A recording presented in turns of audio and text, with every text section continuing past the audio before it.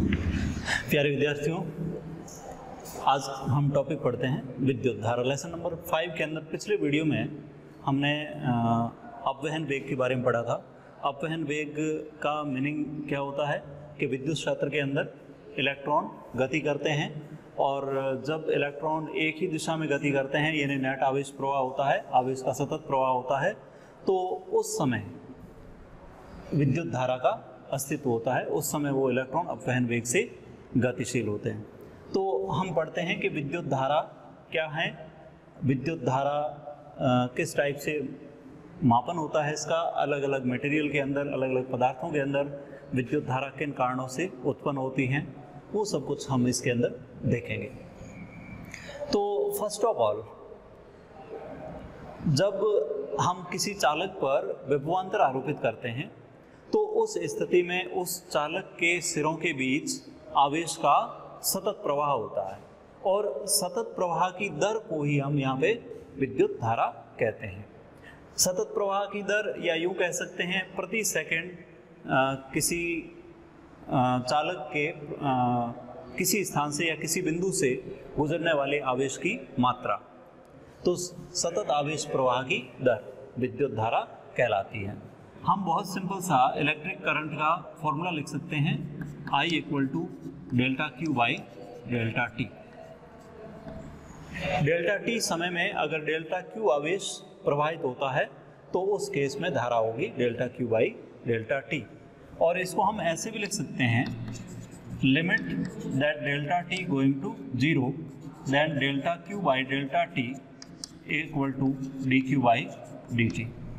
इसका मतलब अगर आपको यहाँ पे आवेश समय के फलन के रूप में दे रखा हो तो उस केस में हम धारा की कैलकुलेशन अवकलन के द्वारा निकाल सकते हैं, या किसी समय अंतराल में प्रवाहित आवेश की मात्रा निकाल सकते हैं। मात्रक हम यहाँ से देख सकते हैं,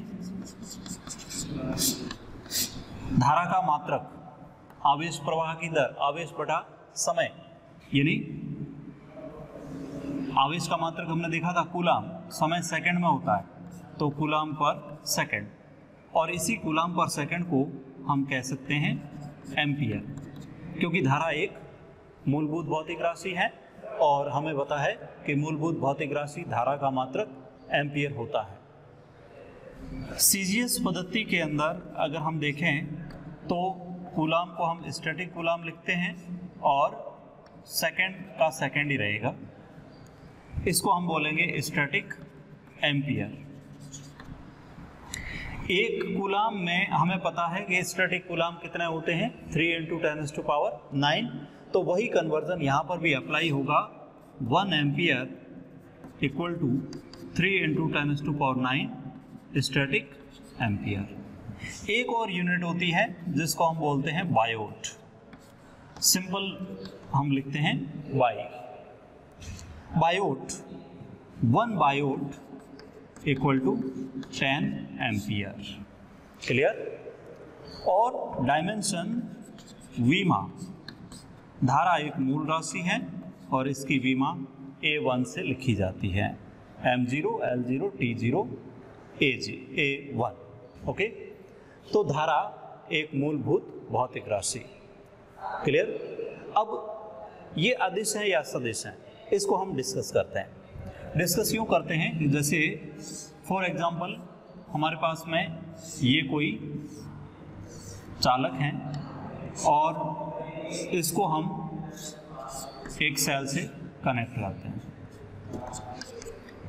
इस चालक पर विभवांतर आरोपित हुआ, विद्युत क्षेत्र आरोपित हुआ, तो हमने वहाँ पे देखा था कि विद्युत क्षेत्र के विपरीत दिशा में इलेक्ट्रॉन अपवहन वेग से गति करते हैं, वीडी वेग से। इसका मतलब ये हुआ कि सारे के सारे इलेक्ट्रॉन, हालांकि पथ जिगजैग हो सकता है, दो क्रमागत टक्करों के बीच में पथ सरल रेखीय होता है, लेकिन परिणामी रूप से यदि नेट आवेश का जो प्रवाह है वो इलेक्ट्रॉनों का प्रवाह विद्युत क्षेत्र के विपरीत दिशा में होगा। तो धारा जो है उसकी एक तरह से परंपरागत दिशा, ट्रेडिशनल डायरेक्शन जो है, वो हम इलेक्ट्रॉनों के प्रवाह के विपरीत दिशा में मानते हैं। यानी प्रारंभिक तौर पर जब खोज की गई थी तो उस टाइम जो दिशा ले ली गई उसी दिशा को हम आज भी फॉलो करते हैं। तो हम यहाँ पे सेल के पॉजिटिव टर्मिनल से कह सकते हैं, या इलेक्ट्रॉनों के प्रवाह के विपरीत दिशा में कह सकते हैं, या विद्युत क्षेत्र की दिशा में कह सकते हैं, या उच्च विभव से निम्न विभव की तरफ कह सकते हैं। सारे शब्द एक जैसे हैं। उच्च विभव पॉजिटिव पोटेंशियल होता है, निम्न विभव नेगेटिव होता है। तो उच्च विभव से निम्न विभव ये धन विभव पर है और ये ऋण विभव पर है। इलेक्ट्रॉन ऋण विभव से धन विभव की तरफ आएंगे, धारा धन विभव से ऋण विभव की तरफ प्रवाहित होगी। तो बहुत सिंपल वे में आप इसको जो है बहुत इजीली आसानी से याद रख सकते हैं।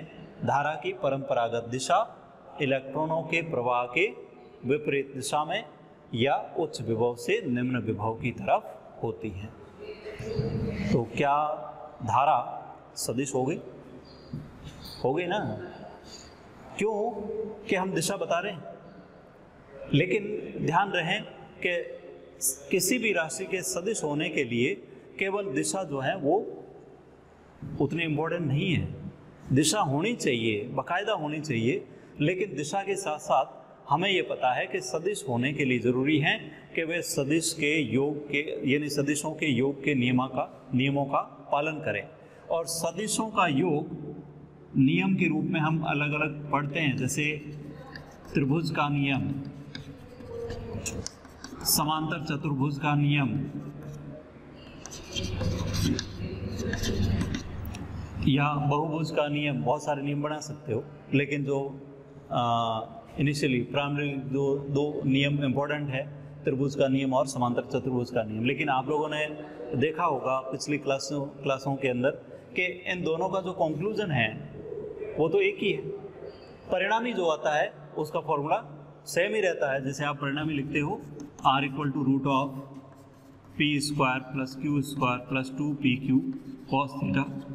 मीन्स हमारे पास में दो सदिश हैं। दो सदिश कौन से? एक p है और दूसरा q है, और between two vectors there is angle theta. Then हम इसका जब रिजल्टेंट निकालते हैं तो R = p² + q² + 2pq cos theta. ये कैसे आता है? वो त्रिभुज के नियम और समांतर चतुर्भुज के नियम में आपने डिराइव कर रखा है। तो किसी भी राशि को सदिश होने के लिए ज़रूरी होता है कि वो राशि इन नियमों का पालन करे। मीन्स दो या दो से अधिक अगर सदिश हैं और उनका हम योग कर रहे हैं तो उसमें थीटा भी मायने रखता है। ऐसा नहीं आप डायरेक्ट जो है एल्जेब्रिक सम कर लें, बीजगणितीय योग कर लें, गलत हो जाएगा। तो क्या धारा इन नियमों का पालन करेगी? जैसे फॉर एग्जांपल मैं यहाँ पे यूँ ले लेता हूँ कि ये दो धाराएं जा रही है, इधर से 2 एम्पियर है और ये 5 एम्पियर की है। दो धाराएं जा रही है, एक तरह से हम कह सकते हैं ना कि दोनों के बीच का कोई कोण है 60 डिग्री है। अब मान लो आगे जो है हमने इन दोनों को इकट्ठा कर लिया, यहाँ कितनी धारा जाएगी? इन दोनों का परिणामी। क्या परिणामी जो है इस कोण पर निर्भर करेगा? नो, क्योंकि धारा जो है आवेश के प्रवाह की दर है, यानी यहाँ कितना आवेश प्रति सेकंड आया उसके अनुसार ये धारा उत्पन्न हुई। तो आगे यहाँ पर 7 एम्पियर धारा जाएगी, 5 और 2, यूँ 5 आ रही है, इधर से 2 जा रही है, कुल मिलाकर के। इसका मतलब यहाँ पे ये मायने नहीं रखता कि 60 डिग्री कोण है या दोनों तार जो है वो पैरेलल है, समांतर है। तो इसलिए हम यहाँ पे ये कह सकते हैं कि धारा का केवल बीजगणितीय योग होता है, धारा का हम सदिश योग नहीं कर सकते। धारा सदिश के योग के नियमों का पालन नहीं करती, इसलिए धारा सदिश नहीं है बल्कि अदिश राशि है। तो सिंपल सा अगर मान लो कहीं पर भी कोई क्वेश्चन पूछा जाता है कि धारा की दिशा होते हुए भी धारा सदिश नहीं होती या धारा अदिश होती है, क्यों? तो हम यहाँ पे सिंपल वे में ये आंसर दे सकते हैं कि जो दिशा है वो भी वैसे भी पारंपरिक है, यानी परंपरा के अनुसार हमने लिया है, और उसके बाद में अगर देखें तो ये सदिशों के योग के नियमों का पालन नहीं करती हैं, इसलिए धारा एक अदिश राशि है। अब अलग अलग मटेरियल के अंदर धारा जो है उसको हम किस किन कारणों से देख सकते हैं। जैसे चालक हैं तो उसके अंदर तो सिंपल सी बात है, मुक्त इलेक्ट्रॉनों की संख्या बहुत अधिक होती है, मुक्त आवेशवाहक ज़्यादा हैं, वो चालक के एक सिरे से दूसरे सिरे की तरफ अपवहन गति करेंगे तो उस केस में धारा उत्पन्न होगी। तो हम चालक में तो इलेक्ट्रॉन को ही देख सकते हैं, यानी इलेक्ट्रॉनों के कारण ही धारा प्रवाहित होती है, और उस धारा को हम एकल ध्रुवीय धारा चालन कहेंगे। क्या बोलेंगे? एकल ध्रुवीय धारा चालन। चालक में केवल इलेक्ट्रॉन्स। क्लियर? सेकंड, अगर आपके पास में अर्धचालक है तो अर्धचालकों में इलेक्ट्रॉन्स तो है ही प्लस होल्स, क्वार्टर बनते हैं, छिद्र बनते हैं। वो जब हम सेमीकंडक्टर पढ़ेंगे तो उस टॉपिक्स के अंदर क्लियर करेंगे कि अर्धचालक के अंदर होल कैसे उत्पन्न होते हैं, इलेक्ट्रॉन की कमी को प्रदर्शित करते हैं। लेकिन ध्यान रहे कि ये दोनों ही आवेश वाहक हैं। तो अर्धचालक के अंदर इलेक्ट्रॉन और होल धारा प्रवाह में योगदान देते हैं। दोनों विपरीत ध्रुवता वाले हैं, यानी इलेक्ट्रॉन नेगेटिव हैं और होल्स पॉजिटिव, तो इसलिए यहाँ पे द्विध्रुवीय धारा चालन कहलाता है, इन दोनों के कारण होने के कारण। अगर हम सेल की बात करें तो सेल के अंदर विद्युत अपघट्य होता है। इलेक्ट्रोलाइट एक केमिकल सॉल्यूशन, वो दो टाइप के आयनों में विभाजित होता है, एक धनायन बनते हैं, दूसरे ऋणायन बनते हैं। और वही धनायन और ऋणायन जब अपोजिट टर्मिनल की तरफ, यानी धनायन धन टर्मिनल की तरफ जाता है, ऋणायन ऋण टर्मिनल की तरफ, तो सेल धारा प्रवाहित करता है। इसका मतलब सेल के अंदर हम दो टाइप के आयन देखते हैं, धनायन प्लस ऋणायन, ये धारा प्रवाह में योगदान करते हैं। अगर आपके पास विसर्जन नलिका है तो विसर्जन नलिका के अंदर इलेक्ट्रॉन और धनायन धारा प्रवाह में योगदान करते हैं। तो इस टाइप से धारा प्रवाह के लिए ध्यान रखना है कि हमेशा इलेक्ट्रॉन ही उत्तरदायी नहीं होते, बल्कि इलेक्ट्रॉन के साथ साथ और भी हो सकते हैं या इलेक्ट्रॉन नहीं भी हो सकते हैं। जैसे सेल में है तो वहाँ पे हम केवल आयन देखते हैं। आयन को हमेशा हम इलेक्ट्रॉन नहीं मान सकते, आयन कुछ भी हो सकता है, इलेक्ट्रॉन से भारी भी हो सकता है। ओके, तो ये हमने सिंपल सा एक टॉपिक लिया धारा का। दिशा ध्यान रखनी है, पारंपरिक दिशा, लेकिन सदिश नहीं है। मात्रक ध्यान रखने हैं, एम्पियर होता है एमकेएस सिस्टम में मात्रक, सीजीएस में हम स्टैटिक एम्पियर या बायोट काम में ले सकते हैं, और इसकी विमा। ओके, और अलग अलग पदार्थों में धारा के प्रवाह होने के कारण, यानी कौन उत्तरदायी है कि चालकों में कौन है या अर्धचालकों में कौन है, सेल में या विसर्जन नलिका में। टीवी की पिक्चर ट्यूब आपने अगर देखी हो तो पिक्चर ट्यूब के अंदर एक्चुअल में वैक्यूम होता है, निर्वात होता है, वहाँ पर भी धारा प्रवाहित होती है। तो वो एक ऐसा एग्जाम्पल है जिसके अंदर धारा निर्वात में भी प्रवाहित होती है, यानी टीवी की पिक्चर ट्यूब में। तो वो भी ध्यान रखना है धारा के संबंध में। अब जैसे एक आध हम न्यूमेरिकल अगर देखें, बहुत सिंपल टाइप का, मान लो कि आपके पास में कोई आवेश दे रखा हो 2t² + 3t + 6 कूलम, और आपको कह दिया जाता है कि t = 2 सेकंड पर प्रवाहित धारा का मान ज्ञात कीजिए और 0 से 2 सेकंड में प्रवाहित आवेश का मान ज्ञात कीजिए। दो क्वेश्चन एक साथ हैं कि आवेश समय के फलन के रूप में दे रखा है 2t² + 3t + 6 कूलम, और t = 2 सेकंड पर धारा का मान ज्ञात करना है, और 0 से 2 सेकंड में प्रवाहित आवेश की मात्रा ज्ञात करनी है। तो पहला जो है इसके अंदर तो बहुत सिंपल सा, धारा जो होती है वो dq/dt मीन्स इसी का हम अवकलन करने, अवकलन सबको आता है, अगर किसी को नहीं आता है तो अच्छी तरह से समझ लेना, सीख लेना।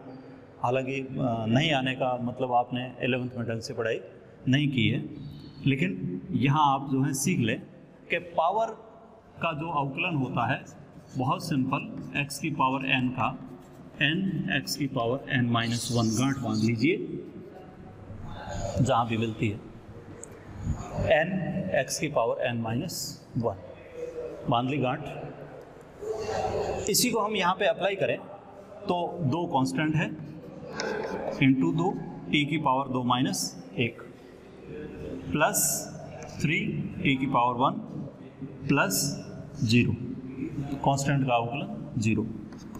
तो 4t प्लस 3, टी की वैल्यू हम रखेंगे 2, ये मिलेगा आपको 4 दूनी 8 और 3 11 एम्पियर। अगर हम 0 से 2 सेकंड में प्रवाहित आवेश की मात्रा ज्ञात करना चाहते हैं तो हम यहीं से करेंगे कि हमारे पास में dq/dt है कितना, 4t plus 3, then dq equal to 4t dt plus 3 dt। इसको इंटीग्रेट कर लें तो q equal to integration power n का integration x n plus 1 by n plus 1। Limit आपको पुटअप करनी आनी चाहिए। तो हम यहाँ पे बहुत सिंपल वे में 4t स्क्वायर बाई 2 0 से 2 प्लस 3t 0 से 2, ये कैंसिल आउट हुआ 2 बार, 2 इंटू 2 का स्क्वायर प्लस 3 इंटू 2। आवेश कितना आ जाएगा, 2 का स्क्वायर 4, 4 दूने 8, 8 प्लस 6 यानी 14 कूलाम। तो इस टाइप से हम जो है इसके बहुत सिंपल वे में न्यूमेरिकल हल कर सकते हैं। ओके।